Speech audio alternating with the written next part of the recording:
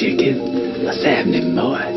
Who are you? I is the spirit of jazz. What do you want? Oh, you didn't tell now. What's wrong? How you tell Uncle Mario what's wrong? I want to be the greatest jazz player in Yorkshire. Yorkshire?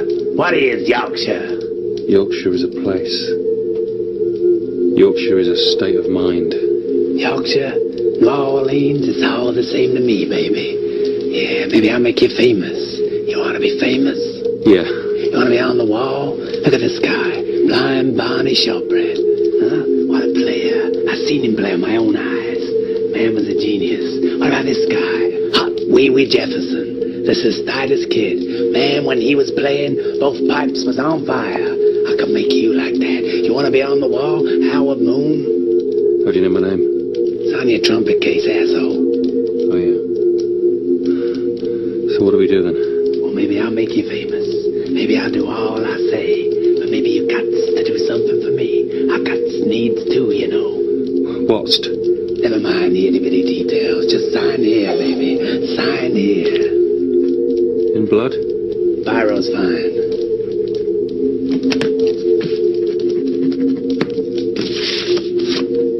What's this stuff about ownership of the soul? Use his mind, boy.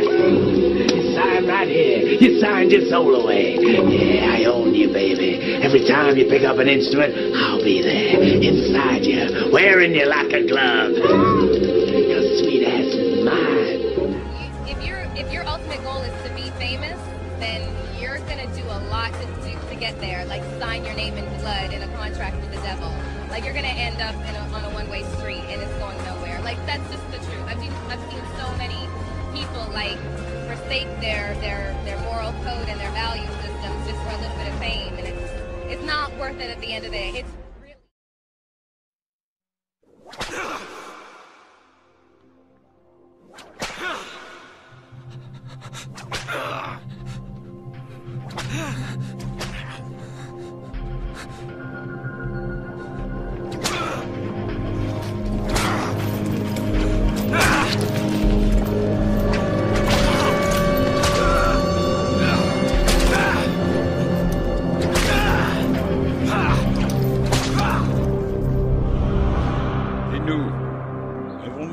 De payer l'impôt à l'empereur César, oui ou non? Montre-moi une pièce d'argent. Jésus, parle-nous! De qui porte-t-elle l'effigie et l'inscription?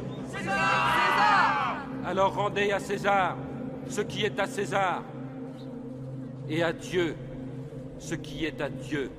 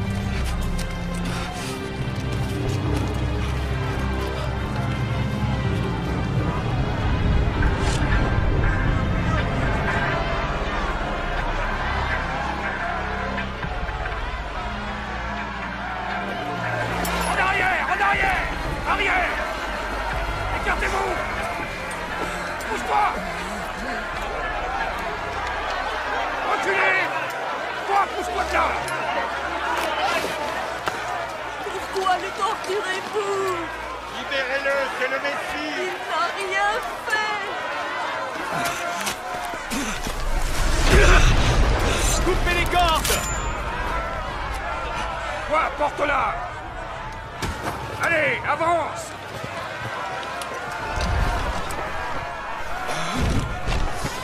Vite.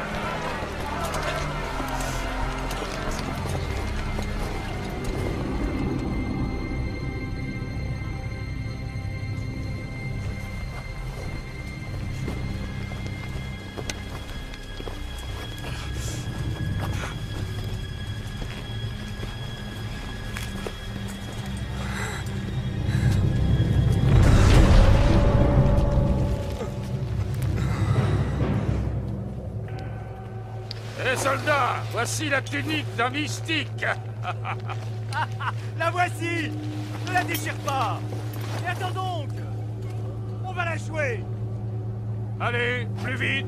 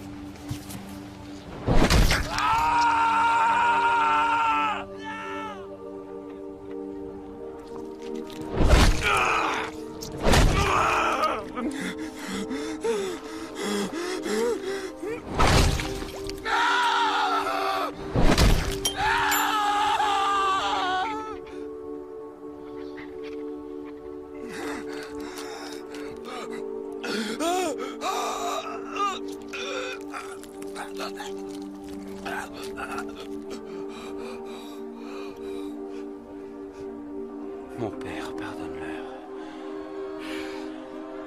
Car ils ne savent pas ce qu'ils font.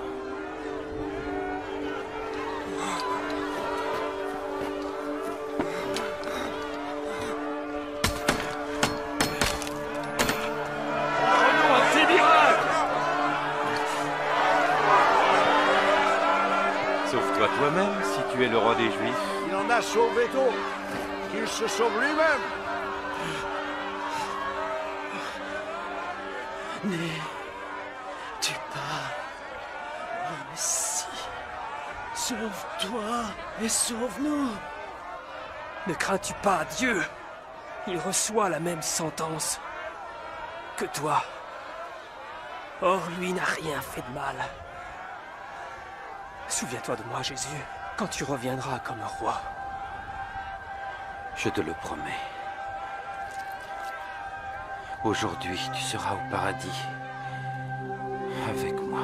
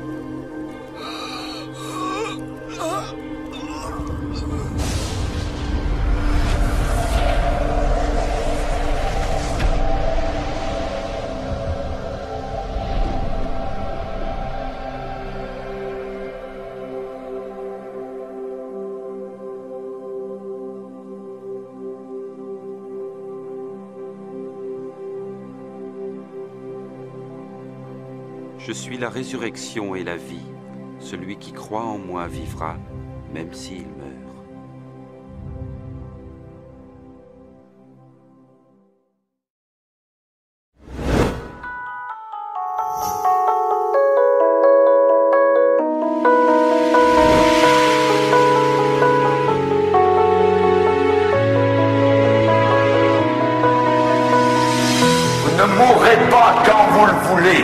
Vous allez mourir quand Dieu va venir vous chercher.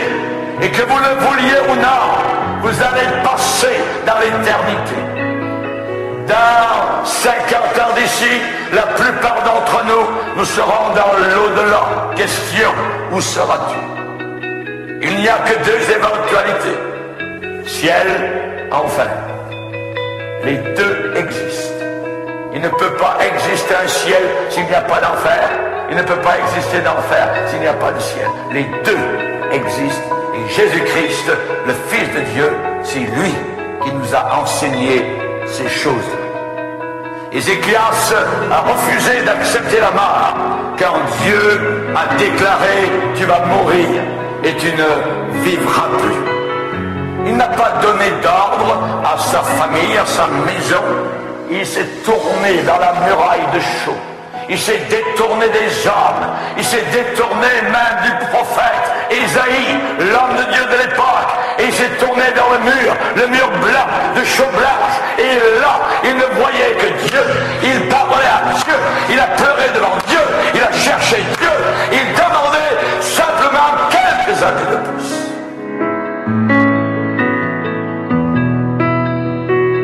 Chers amis, la question a été posée par le pasteur de Jérusalem, le pasteur Jacques. Et Jacques a dit, qu'est-ce que votre vie? Qu'est-ce que votre vie? Et il répond par le Saint-Esprit.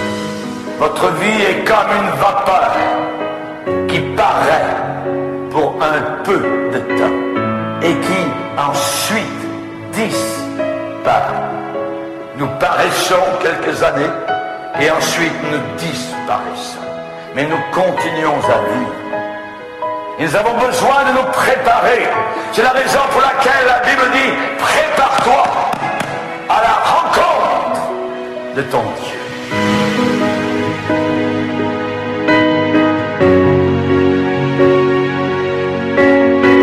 Prépare-toi.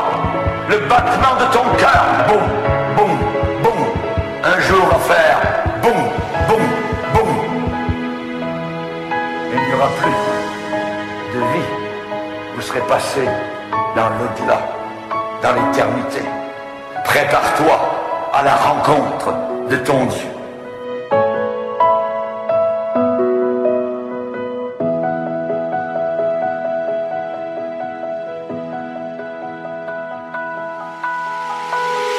Quand le temps va arriver, le moment défini de la mort, souvent, c'est difficile de l'accepter. Mets ta maison en ordre, parce que tu vas mourir. Tu ne vivras plus. Mets ta maison en ordre, ça veut dire mets ta vie en ordre. Dieu veut de l'ordre. Personne qui vit une vie désordonnée ne pourra passer dans les portes de la gloire.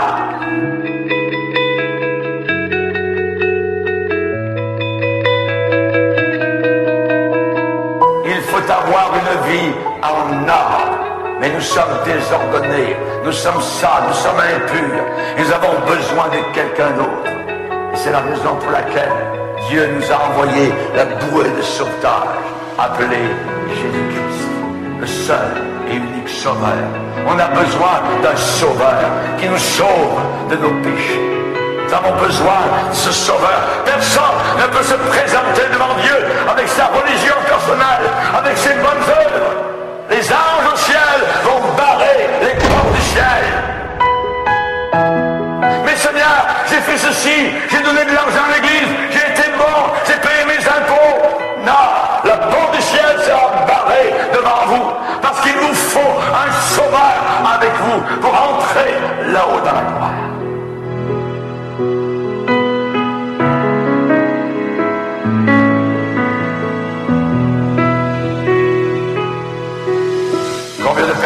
dit, ah vous savez pasteur, moi je me débrouillerai quand je serai là-haut avec mes chums, avec mes amis, tout ça, on va lui parler, on va s'arranger avec lui. Vous ne pourrez jamais vous arranger. Il faut s'arranger sur la terre. C'est sur la terre que Dieu dit, mets ta maison en ordre, parce que tu vas mourir. Du berceau au tombeau, nous devons avoir des moments de sobriété, où le Saint-Esprit vient nous envahir, nous montrer notre besoin personnel d'un sauveur.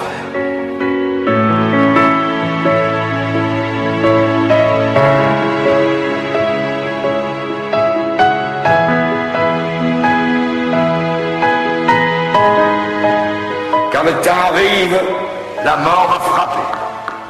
Et il faudra partir. Il faudra tout laisser. Le compte en banque, la maison, le frigidaire, la télévision. Vous laisserez tout derrière vous. Tout restera sur terre. C'est l'homme sage de l'Ancien Testament, Salomon, qui a dit, il y a un temps pour tout. Un temps pour toutes choses sous les cieux. Il y a un temps pour naître. Et il y a un temps pour mourir.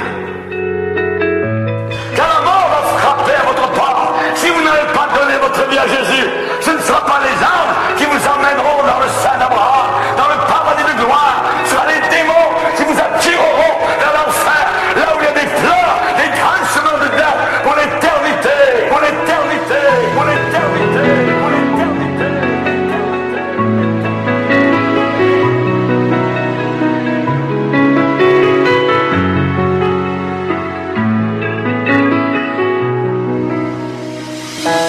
Nous voulons tenir à la vie, mais un jour il faut partir.